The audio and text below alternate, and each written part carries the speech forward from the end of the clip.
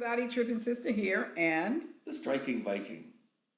so we wanted to give you guys an update on what's been happening since we put the RV in the shop.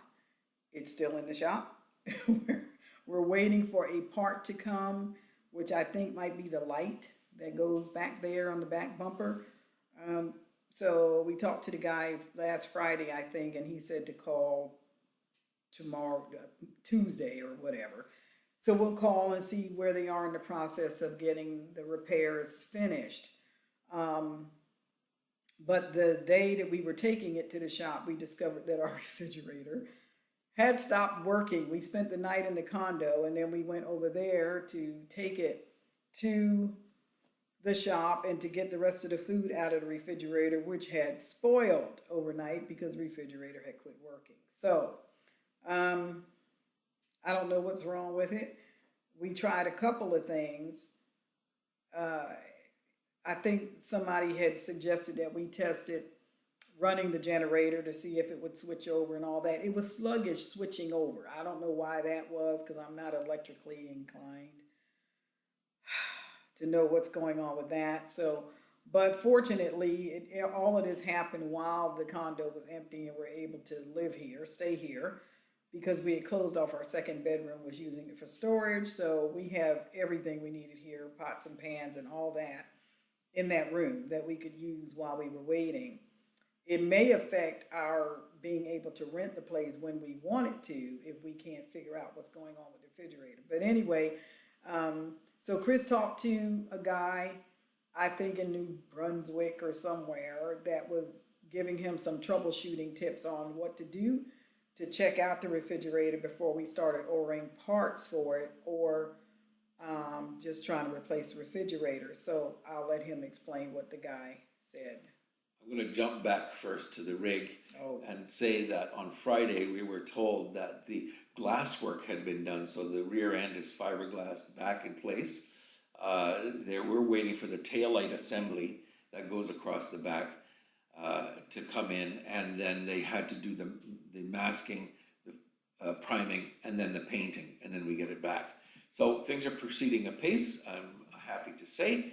As far as the refrigerator is concerned, I did some elementary diagnosis on the refrigerator, and then I called and spoke to a lovely man in New Brunswick named Stephen, salt of the earth, who was happy to give me all of his advice, the benefit of his many years of experience. And what they do is they provide complete cooling units for the refrigerator. An RV refrigerator is unlike a domestic refrigerator. It has no compressor. It has no fan.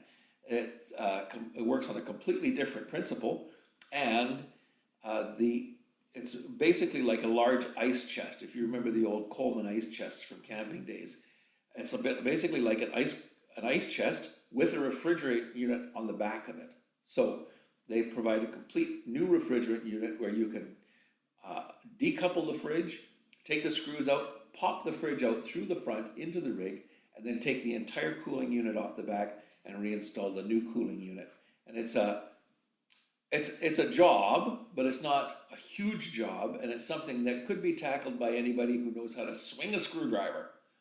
Fortunately, I know how to swing a screwdriver, but Stephen, salt of the earth, and I've never met a maritimer I didn't like. He said, before you go that far, here's a few things that you could check. So we have to check. There's a fuse that's inside the control box of the refrigerator. We have to check that. We have to check what's called a thermistor, which measures the temperature inside the refrigerator to tell it to turn itself on or off. And then there's also a thermocouple, which fits inside the pipe where the heating unit goes to make the thing turn on and off. didn't he actually say there were two fuses? There are two fuses. Two fuses, but I don't know what they're for. So what we're going to do is we're going to check those things. I don't think that it's actually broken. I think it's just malfunctioning. On the other hand, if it is broken, we can order a whole new cooling unit, and they would ship it out. It takes probably 5 working days to get here by truck, and I'm prepared to tackle the job, if necessary, to get things back in order. However, The first refrigerator unit lasted from 2001 till 2016, and the one that they ship has a lifetime guarantee. So, worst comes to worst, we'll be rebuilding the refrigerator, but we're looking for a better outcome than that. Of course, we have to wait until we get the rig back, which could be as early as Tuesday, but it's more likely to be, I would think, towards the end of next week. We'll see what happens. Yep. So it's working out that we have some place to stay, because if we didn't have this condo and if we weren't where we are now, yeah, we'd be in a pickle. We'd be in a hotel, or at worst, we'd be using 2 or 3 coolers to put food in.